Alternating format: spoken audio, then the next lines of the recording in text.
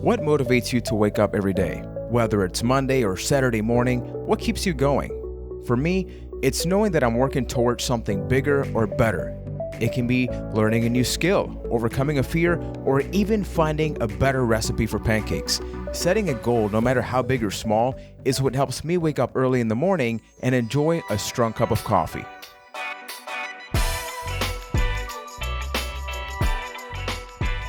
Welcome everybody to the 7th edition of Happy to Fail, the podcast where you and I work together to break the stigma associated with mental health challenges. We work to break the expectations that those with lived experience can't live happy, healthy, and productive lives. And I do that in this podcast each and every Monday, sharing chapters of my life, not just presenting the problem, because we do gotta bring that up, but more so, we focus on the solution. What motivated me to overcome that situation? What did I learn from an experience? In previous episodes, I've talked about why this podcast is called Happy to Fail.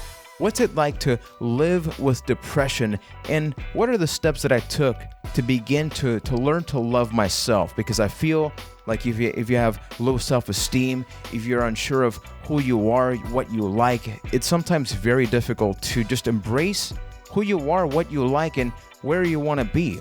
My name is Juan Velez, and I am a proud person with lived experience regarding mental health challenges. I know what it's like to suffer, to struggle with depression, anxiety, obsessive compulsive disorder, to be socially rejected. Yet today, I'm not who I was way back in the day over 10, 15 years ago. Do I still have challenges and problems now? Of course I do, but that's what this podcast is all about. I never want to present myself like, hey, I overcame that. I'm the perfect human being.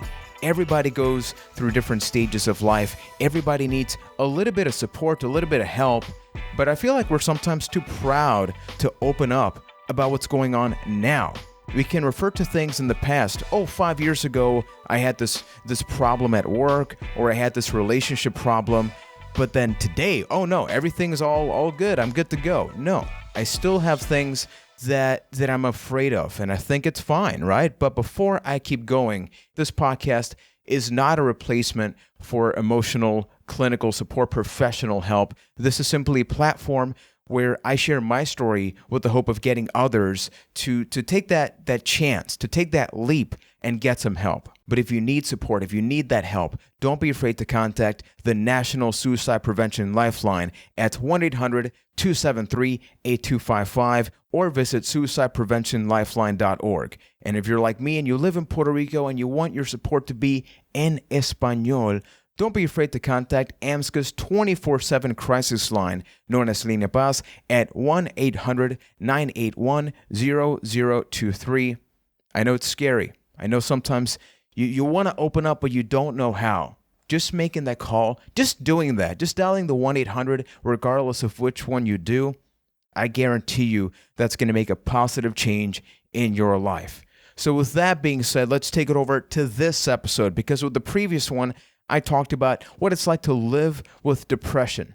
And this episode, honestly, I wrote the entire agenda this morning as I record here, because I was thinking to myself, I never want anybody to think that I am overselling myself, that I'm presenting only the good things and hiding the bad in 2019, 2020. And then I was thinking, okay, so what would be a good topic that would help all of us just get to know each other, and then just to understand, hey, even Juan, who's overcome all of that, it's not like I have my life solved. Sure, I have a pretty good idea of where I am, of where I want to be, of what I would like to do, but I still have fears, and they're not related to mental health, but living with anxiety, those things are augmented. Those are things that you can't take for granted. And maybe another person would not struggle with A, B, and Z, but getting from A, B all the way down to Z, living with anxiety, is a bit challenging. So this episode is going to focus on making new goals and reflecting on the ones that I did in the past. Because I know that different people have different ways of living. Some people like to live day by day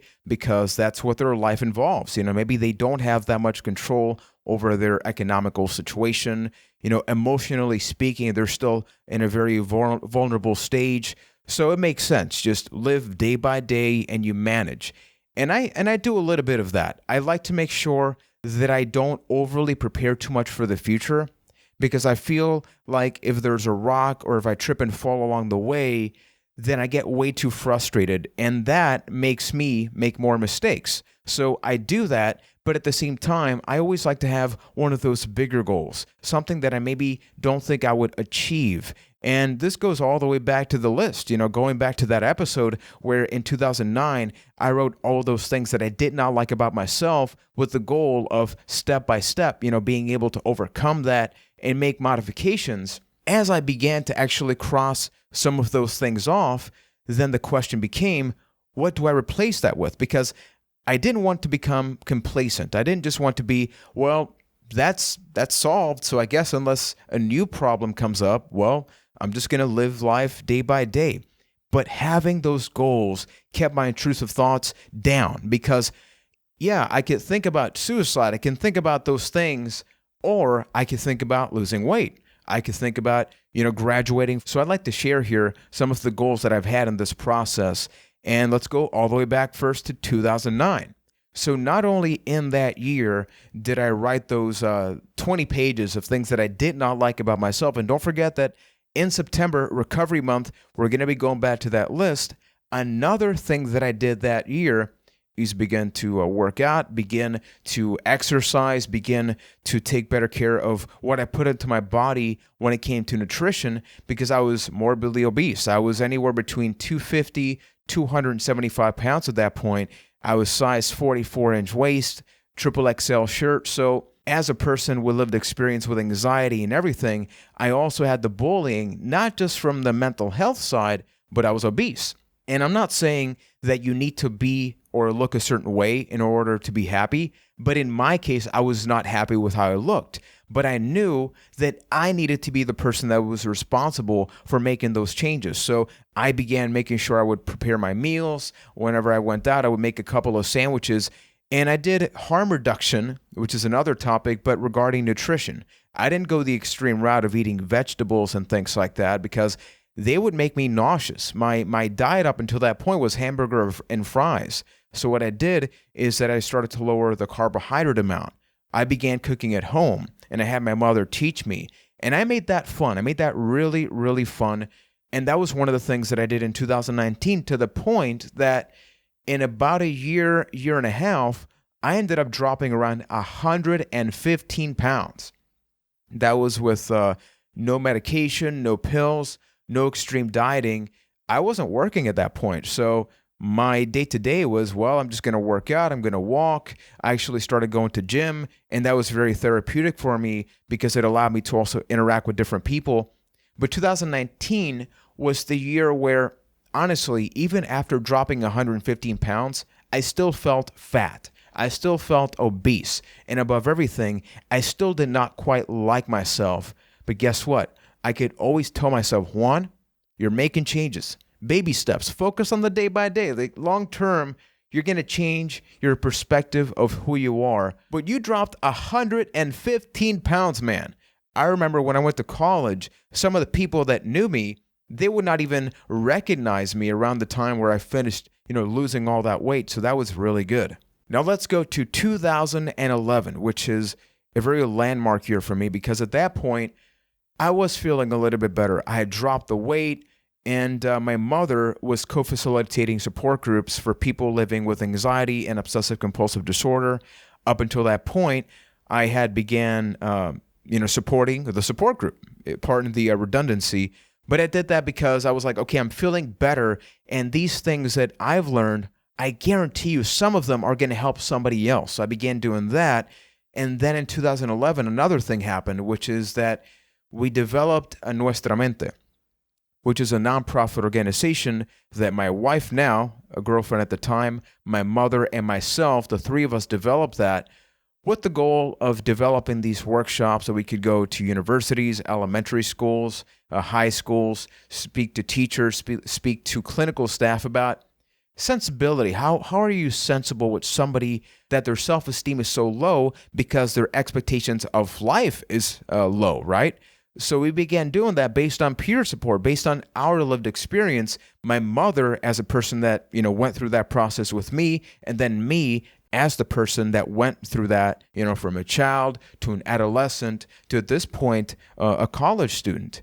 And it was through that organization that we developed a short film that's available on YouTube right now. If you look up Pensar Eterno, it's written in Spanish. It is a Spanish language film, but it does have English subtitles. So I'll make sure to link to that. Regardless of whichever podcast platform you're checking this episode, there should be a link there. But the reason that I developed that short film and what inspired me to do so is that there was a specific day where I was at my father's house.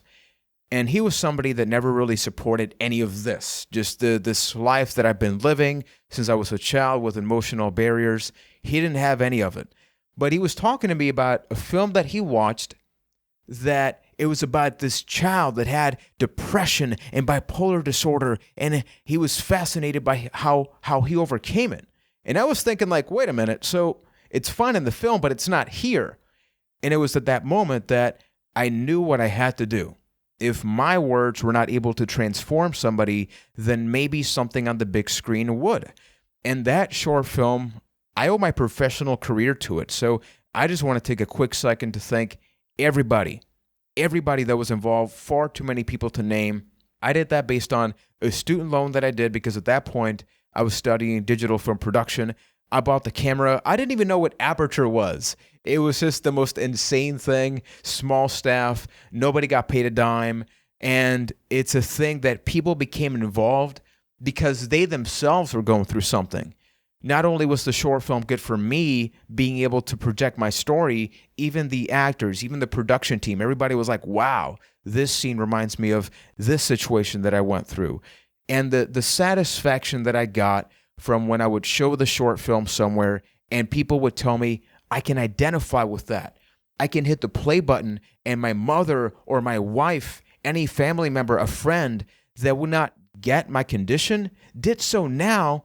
And it's because they saw your story, and there's no better thing than that. And then the last big year I want to get to before we get to 2019 is 2 years after 2011, which is 2013.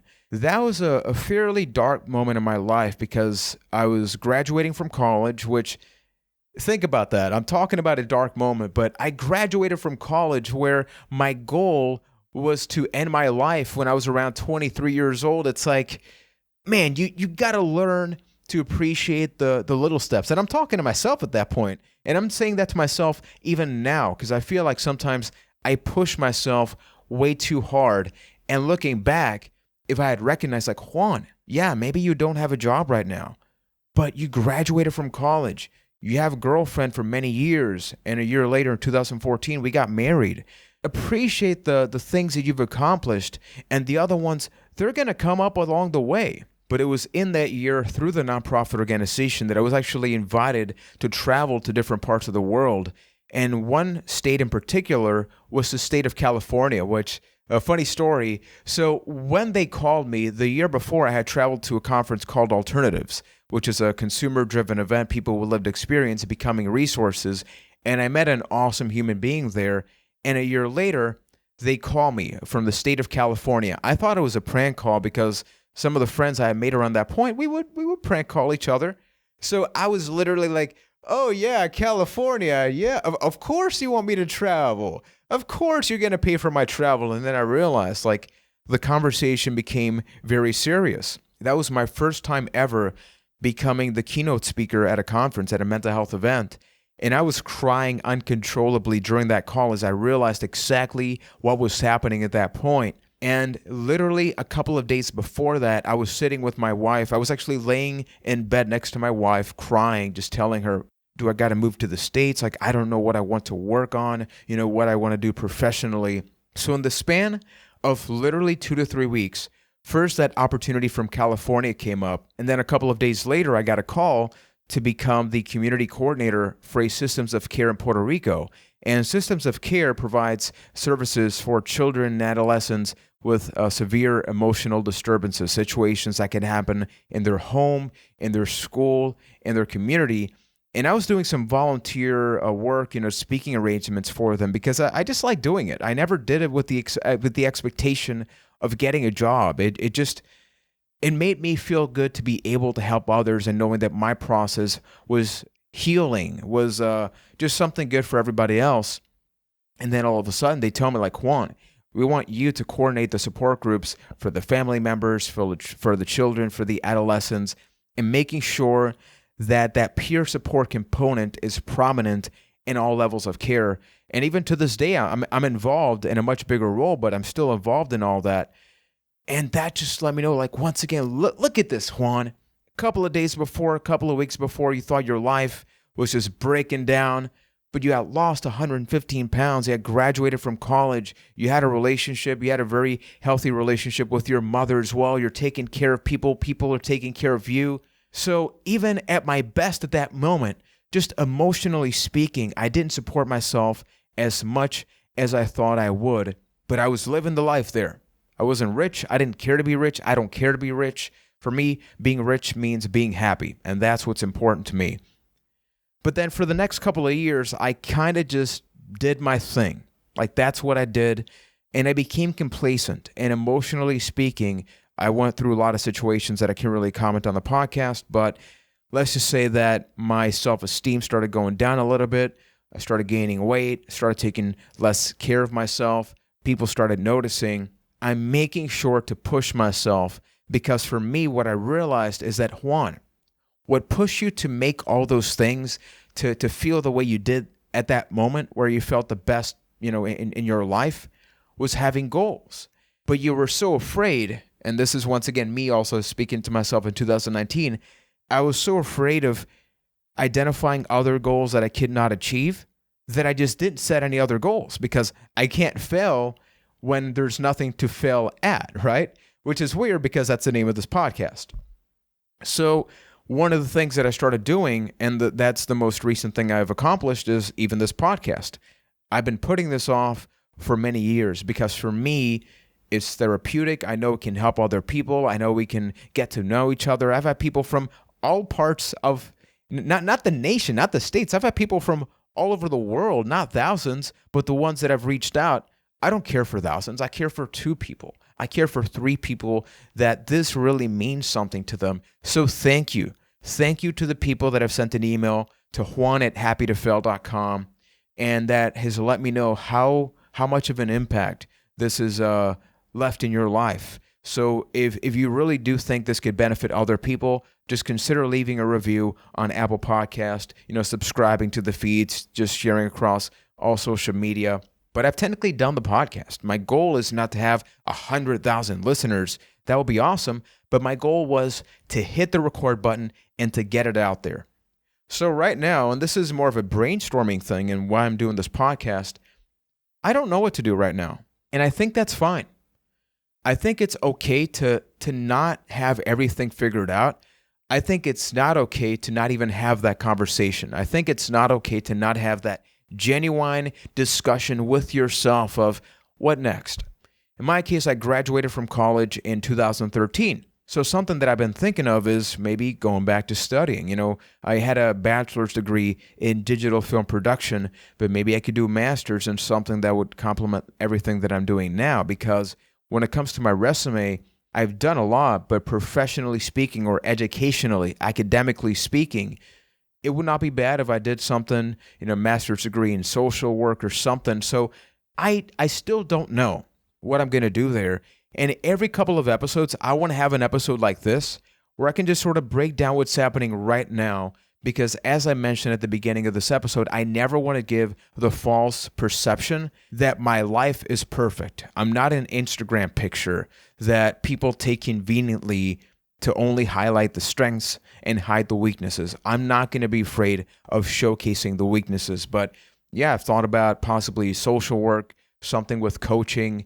I've been asking myself, Juan, what are you passionate about? I've talked about that on previous episodes. And what immediately comes to my mind is just being able to sit down with people. I love this.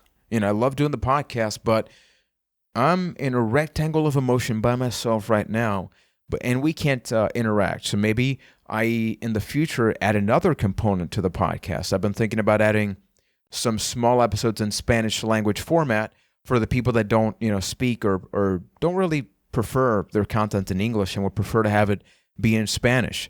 I've thought about maybe going back into production I love not just recording this podcast and writing out the agendas. I love the creational aspect of it, from the thumbnail to which song goes where, to when should I make an edit, to just the editing process, promoting on social media. All of that is fun for me. Yeah, it's technically work, but it is pretty awesome work. I have a lot of things that I love about that. But as I keep thinking about this, I've talked about this with my wife, with my mother, with coworkers, because I always like to hear people, because I feel like people are always fairly good. They're not experts, they're not perfect, but they're pretty good at picking out like, hey, Juan, have you considered this? Because you're always doing this. So even for you, a suggestion I have is don't be afraid to sit down with people and be like, hey, I've been thinking about A, B, and C. Which one do you think would be good for me? It's a whole other story. People say, don't focus on any of those. I had people tell me that studying digital film production, I was going to starve to death. And yeah, maybe professionally speaking, my career is not in digital film production right now, but you never know. And everything that I learned and everything that I did in that process, I've applied to this podcast, to my job.